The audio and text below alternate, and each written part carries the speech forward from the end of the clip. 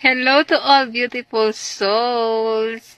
Dito yung Halloween special Magbibigay lang tayo ng quick list ng mga zodiac na compatible. Hindi ibig sabihin na pag compatible sa zodiac sign ay magtatagal ito o hindi. Dahil lahat ng relasyon ay kailangan ng adjustment, mutual understanding, respect, at syempre pagmamahalan. At ang nangunguna sa ating list ay ang Sagittarius at Aries, Capricorn and Virgo, Scorpio and Pisces,